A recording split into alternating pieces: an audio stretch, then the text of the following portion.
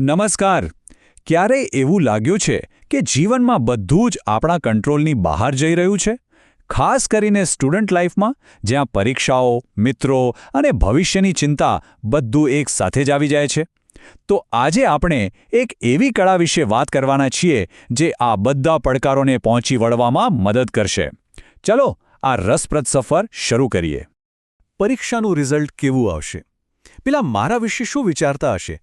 કે પછી મારું ભવિષ્ય કેવું હશે? આ બધા સવાલો છે ને, આપણને ઘણીવાર પરેશાન કરી દે છે. અને સાચું કહું ને, આ એકદમ નોર્મલ છે. આપણા બધા સાથે આવું થાય છે. આજે આપણે આ જ બાબતને ઊંડાણથી સમજવાની છે.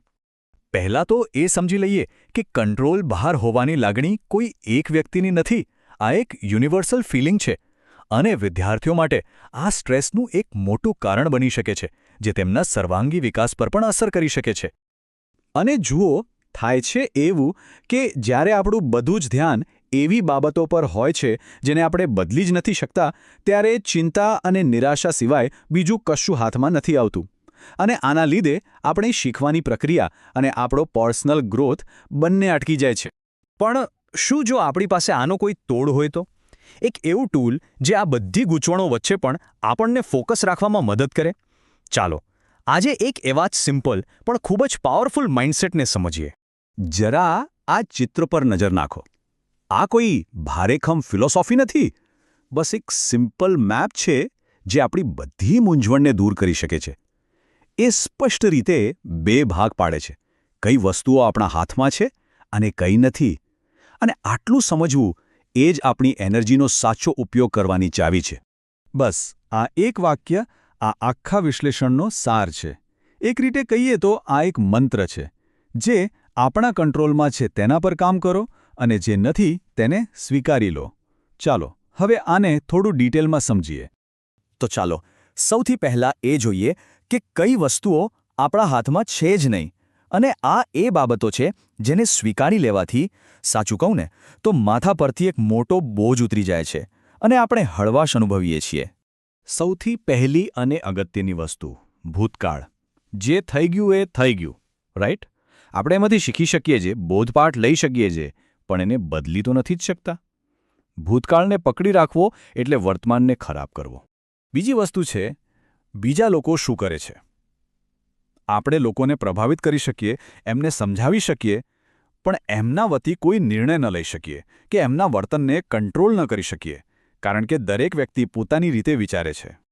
ઓહ, આ તો સૌથી મોટો બોજ છે જે આપણે લઈને ફરીએ છીએ. બીજાના મંતવ્યો ખરેખર તો એમના પોતાના અનુભવોનું પ્રતિબિંબ હોય છે. એનાથી આપણી કિંમત નક્કી નથી થતી. આ વાતને સ્વીકારી લેવી એ એક મોટી આઝાદી છે. આ બહુ જ મહત્વનો પોઈન્ટ છે. મહેનત કરવી, પ્રયત્ન કરવો એ 100% આપણા હાથમાં છે. પણ એ મહેનતનું પરિણામ શું આવશે, એમાં બીજા ઘણા પરિબળો કામ કરતા હોય છે. એટલે આપણું ફોકસ પ્રોસેસ પર હોવું જોઈએ, પરિણામની ચિંતા પર નહીં. ઓકે, તો આ બધી વાતો થઈ કે શું આપણા કંટ્રોલમાં નથી. પણ હવે આવે છે સૌથી મજેદાર અને પાવરફુલ ભાગ, કે કઈ વસ્તુઓ છે જે ખરેખર 100% આપણા કંટ્રોલમાં છે. અને આ એ જ બાબતો છે જે વિદ્યાર્થીના સર્વાંગીણ વિકાસનો પાયો છે. તો જુઓ, આ લિસ્ટમાં જે કંઈ છે એના બોસ આપણે પોતે છીએ. આપણા વિચારો અને એક્શન્સ. આપણે શું ગોલ સેટ કરીએ છીએ, આપણી એનર્જી ક્યાં વાપરીએ છીએ, આપણે આપણી જાત સાથે કેવી રીતે વાત કરીએ છીએ, અને કોઈ મુશ્કેલી આવે ત્યારે એને કેવી રીતે હેન્ડલ કરીએ છીએ, આ બધું જ આપણા હાથમાં છે.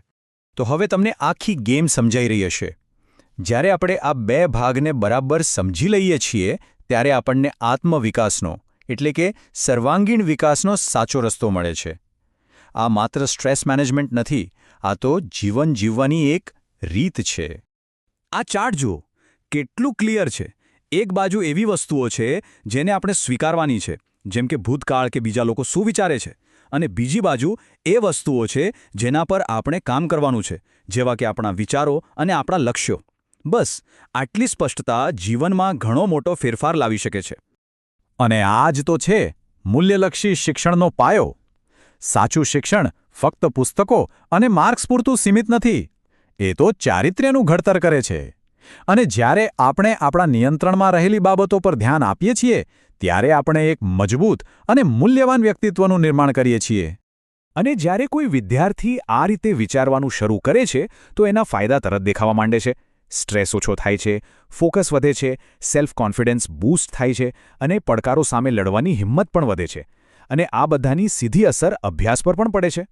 તો અંતે આ સવાલ ફક્ત સાંભળવા માટે નથી, પણ વિચારવા માટે છે. આજે એવી કઈ એક નાની વસ્તુ છે જે સંપૂર્ણપણે તમારા હાથમાં છે, જેના પર તમે તમારું બધું ધ્યાન કેન્દ્રિત કરવાના છો? ભલે એ નાનું પગલું હોય, પણ યાદ રાખજો, મોટામાં મોટા પરિવર્તનની શરૂઆત હંમેશા આવા જ એક નાના પણ મક્કમ પગલાંથી થાય છે. તમને આ વિડીયો ગમ્યો હશે જ તો ચાલો વિડીયો શેર કરી ચેનલને લાઇક સબસ્ક્રાઇબ કરવાનું ભૂલશો નહીં. ધન્યવાદ.